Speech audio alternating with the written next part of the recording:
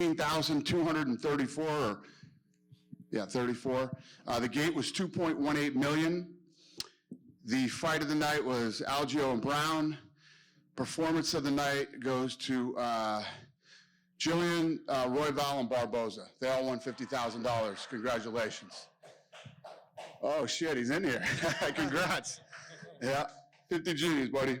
It's lucky you gave him the bonus, otherwise he'd have been really bummed. What's that? It's lucky you gave him the bonus, otherwise... Yeah, he was here, right, exactly. Another fight, another great Max Holloway performance. I'm curious, what did you think of his going out there? Yeah, I thought he looked good. He kept the pace and kept the distance, controlled the tempo of the fight. I think that Allen looked incredible. I mean, if you think about it, it's his first big night ever in a main event. Whole crowd's against him, and he came on too late. I mean, if he'd have fought in the fifth round, the way he fought in the fifth round, in the third round on, he would have had a better chance of winning the fight. It is still good, though, for a young guy to be told, hey, you need to finish, and then he goes out in the fifth round and at least tries to do that, right? Right. I don't even want to get into that shit, but yeah, I'm not a corner man or a coach, but yeah, I think there should have been a sense of urgency earlier, but I'm not a corner man. So what do we do with Max now, right? Obviously, he's had the streak with Alex, and that's always a tough position to be in, to be a contender who's better than everyone else, but not as good as the champion, or you haven't beaten the champion. So what do you do with Max? Do you try and say, hey, look, we're going to find fun fights for you, or you're going to fight all the contenders? What do you do? I don't know. You know, he won tonight, and we'll see where he goes here. And like I say, he beat a young, super talented guy that, you know, could have fought a different fight had he stepped it up a little sooner. With Edson, a vintage knockout from him. I'm curious what you thought of his knee. What's the question? Edson's knockout. Incredible, yeah. Again, against a young, look at how long Edson's been here, and you know, again, against a young, up-and-coming savage, and finished the fight the way that he did. Impressive. You gave her a bonus, but I wanted to point out Jillian Robertson, right? Because she's kind of quiet. I feel like she goes under the radar, but she taps girls. She doesn't go under my radar. But I love that kid. Every time she fights, win, lose, or draw, she goes for it. I mean, she goes in there to fight. And, you know, she could have easily kept that top position, just kept dropping punches and elbows. No, she goes for the armbar, which is super dangerous. You know, to give up that position, a lot of people don't do it. They play it safe. She never plays it safe. She goes in there and she goes to war. She was on the bottom. She starts scrambling. Then she gets on the top. I mean, she's a tough woman to fight. I love watching her fight. I'm a huge fan of her. So she definitely does not go under the radar. You know, if you're a fight fan, every time she steps in there and you're a real fight fan, you know you're in for a treat. Win, lose, or draw. I don't know if you saw the first fight of the night, but the judge's decision was pretty controversial. I came in right as it was ending. I did miss the first fight of the night. And we got a text from Mick that said, if this is how the judging is going to be tonight, we're in for a real shitty night. So yeah, I missed that one. It was pretty bad. I'm curious, is there something you guys can relook at it and maybe, because I mean, she loses half her money and. You know. Yeah, I know. It's tough to do. I don't know. I gotta look deeper into it. I don't know enough about it yet, but I do know that Mick agreed and said that. But a bunch of us didn't see it. Yeah. Last one from me. In Newark, we lost Charles Oliveira versus Benil. Are you guys going to look to add something else to that card, or because we're working on it now? We're actually working on it tonight, and I just told Sean we'll get together on Monday and button this up. Could it have anything? Sean's like, I'll call you tomorrow. So we'll get it done. Could it have something to do with Gilbert Burns? He's been tweeting that he wants on that card, so he's Bilal. He's been blowing me up all day too, so probably. Okay. What's going on, Dana? How are you? The flyweight fight on the prelims, Brandon Royval got a win. He was in here earlier. He kind of made it sound like somebody from the UFC had told him that he'll be a backup fighter for the Brandon Moreno fight. Is that true? Yeah. No, he looked good tonight, man. Were you pretty impressed with him? Very. I mean, I'm always impressed when that kid fights. He's incredible. And I knew that fight was going to be good. You just know. During this card, your heavyweight champion, Jon Jones, was tweeting quite a bit. I know you said that you guys hadn't really talked to him, and he wasn't really on social media. No. That was totally blown out of proportion. This is what you guys do.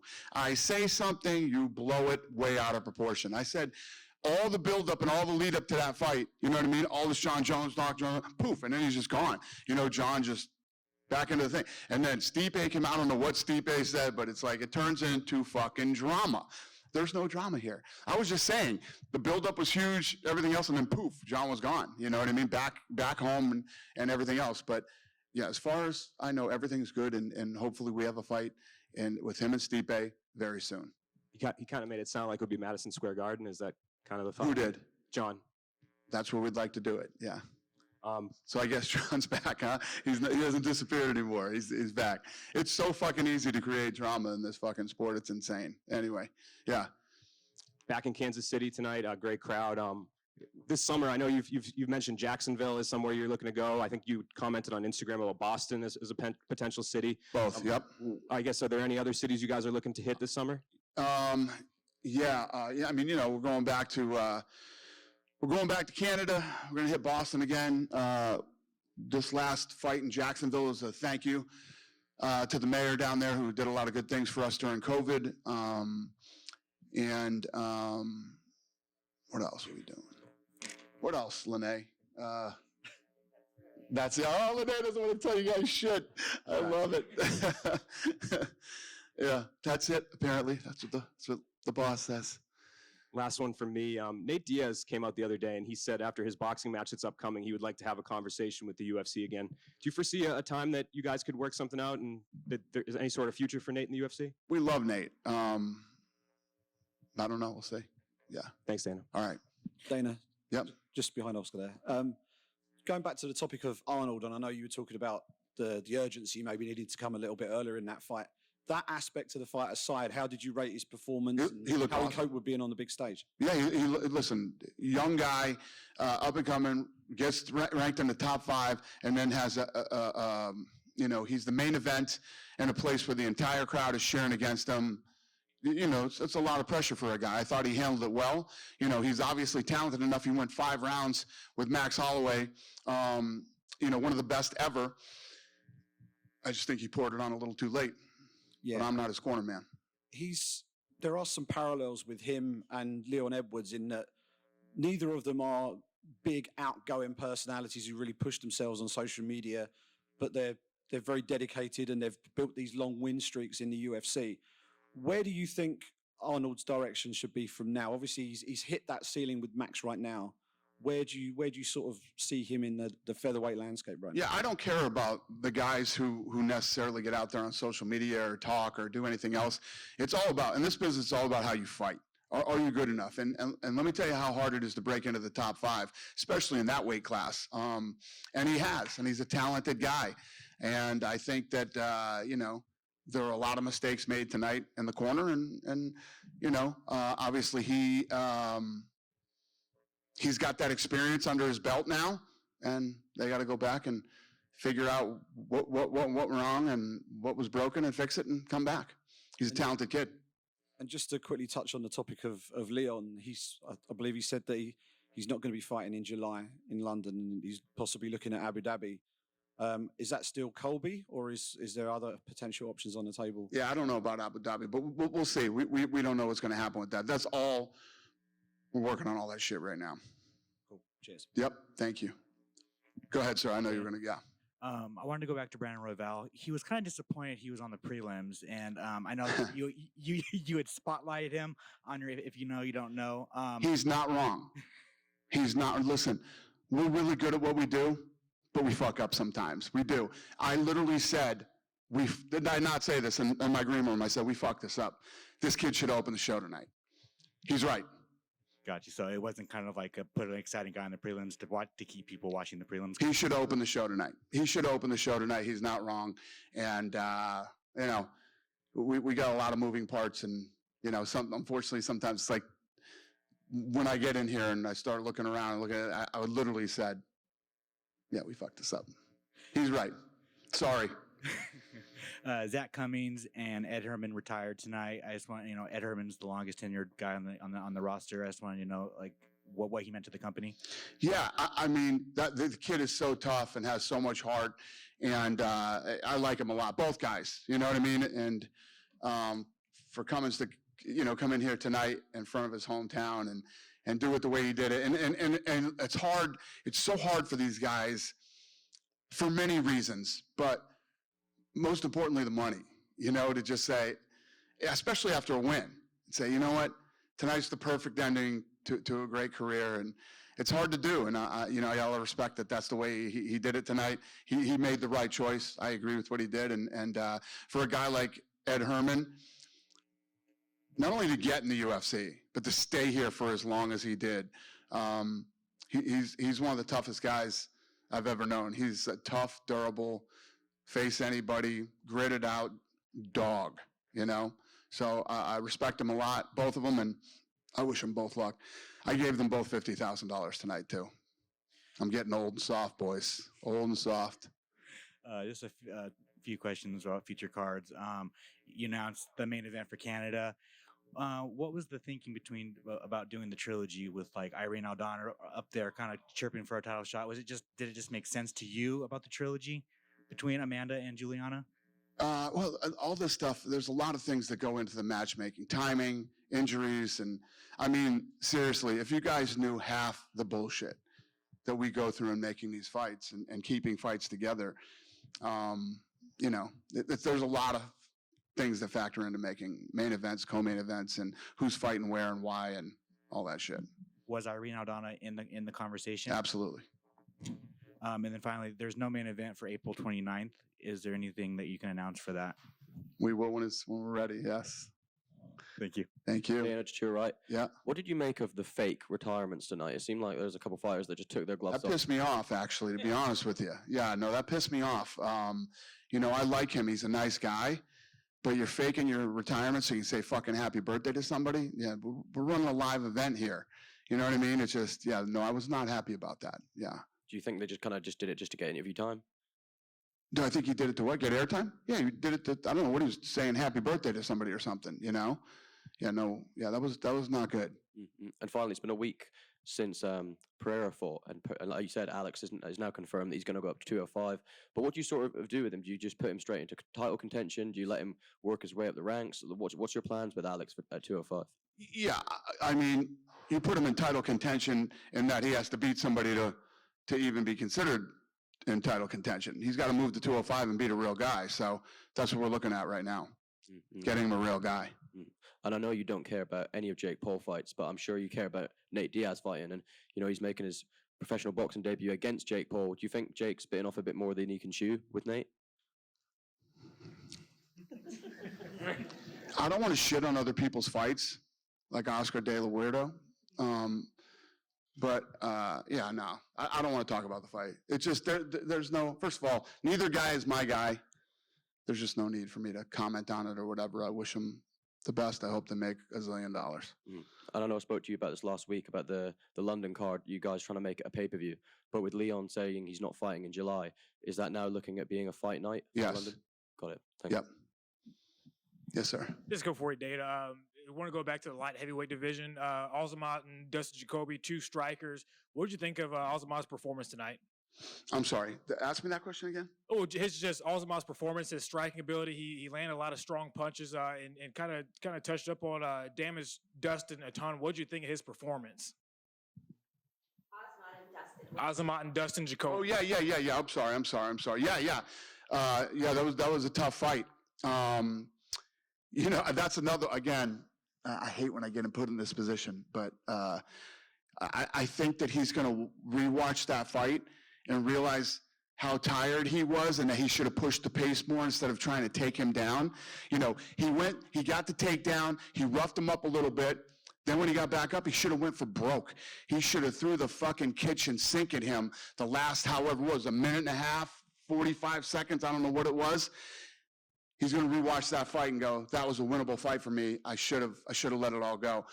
But again, learning experiences for these guys. And when you're in a must-win situation, meaning you have to finish the guy in the third round, going for takedowns and pushing him against the fence and kneeing him in the legs, that shit is going to win you the fight, You have to get in there. And if you really want to dog it out and win, when you got a guy as tough as he is, that's tired as he was, go for it. You have a window of opportunity to try to win the fight.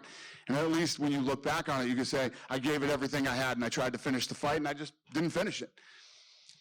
Just my opinion. I'm not a fucking corner man or a fighter. And obviously Dustin didn't finish the fight in the third round, but you've seen just his kind of mentality. I'm from around his hometown back in small town Illinois, and just the adversity he's been through. And he's been cut from the UFC, got on the Dana White Contender Series, and comes back and fight. Just the kid's attitude in the third round didn't surprise you, really, did it? No, there's no doubt that the guy is a tough, durable, talented kid. It just comes down to that last minute and a half, 45 seconds, that if he would have done it differently, we might be having a different conversation right now. And that's one of those things when you're a fighter, you go back with your corner and you start watching tapes, and I'm assuming you just go, fuck. I should have let it all go that last minute, and could have had a totally different outcome. Thank you. Yep. Hi, Dana. Hi. Tyler Fry, 95.7 The Vibe here in Kansas City. From a lifestyle event, Kansas City has been booming. We had a parade earlier this year for a football team. Yep. New airport, which is phenomenal. Didn't know that. Okay. Yeah, brand new KCI. Brand new. Awesome. Yeah, just opened up. Yeah. And then we have a draft in a couple weeks. Can Yes, you you talk about Kansas City as a city, and will you be back? Yeah, you guys are rocking, man. Congratulations on all your success. This is a fun place to come to. Had some great barbecue today. Went to a great steakhouse last night. What's the name of the steakhouse? Still House? Huh? Stock Hill. Can I ask what barbecue you got? Loved it. What was the barbecue place? Arthur Bryant's. Yeah. Big in Ted Lasso. A line down the street. Crazy. It's a cool city, fun place. You guys are kicking ass over here. And yeah, I love it. Love my hotel list. I loved everything about the city. So you guys will be back? oh, yeah. Well, I imagine if we do another fight night, we'll probably do St. Louis, you know what I mean? And then, but we'll definitely be back here. I mean, if you look at right now, after COVID and all the places that we have to hit over the next couple of years, you know, one of our first choices was here. So, yeah. Thank you. Thank you. Great city. Dana, right down the middle. Hey, buddy. So UFC 288 obviously lost Oliveira Dariush. Found that out today. Is that a fight you're looking to rebook, or does maybe Dariush just get to slide into a lightweight title shot now? If it wasn't for bad luck, Dariush would have no luck at all. But yes, we would love to do that fight again. And the other one, just for me, we talked about Pereira. He's obviously moving up to 205 now. What are your plans for Izzy? Have you thought that through, since that's... Let me tell you, I said this before, and I'll say it again. At the last press conference in Miami, this guy was already blowing Hunter and the boys up. When's my next fight? I want to fight again. I love that about Israel Adesanya. Israel Adesanya wants to fight nonstop, constantly, and he wants to fight everybody. So, yeah, we're working on that, and he'll fight again soon, maybe before the end of the summer. Do we know who that's going to be against? Not yet. No, sir. Or I would have announced it. You guys done with me? Yes, sir. 2 Mexican victories today. Is there any chance or any idea to take the UFC back to Mexico or any part of Latin America? Yes. I made it very clear that not only did we fuck up not putting Royval on the opening of the show, we fucked this whole Mexico thing up too. So we're trying to figure that out. Maybe Independence Day. I don't know. We were just, you know what I mean? This machine is a fucking beast that just keeps rolling, and we're trying to, you know, I don't know. You just wanted to hear me say I fucked up again, right? Is that what you wanted from me? And yeah, we're working on it. We really did drop the ball on that, though, and we're trying to fix it. Sorry, Dana. One last quick one. Obviously, Max has done so much for the sport. He's done so much in the UFC. Even if he isn't to get another title shot at some point in the future, before he hangs his gloves up here in the UFC, do you want to be able to give him the thing that he hasn't had yet, which is a fight back in Hawaii? Yeah, I mean, if you think back to the days with me and the Fertitta brothers, we always wanted to do an event in Hawaii. And are you kidding me? Our staff, everybody that works for the fucking janitors will be going to that event, okay? Everybody wants to do the fight in Hawaii. We just could never get a deal done in Hawaii. I don't see it happening. No. Yeah, I don't see it happening. And you hear me, man. We're going to Africa. We're going to places people would never imagine, but we can't get Hawaii done. Yeah. Thanks very much. Yep. Have a great night, everybody. Thank you.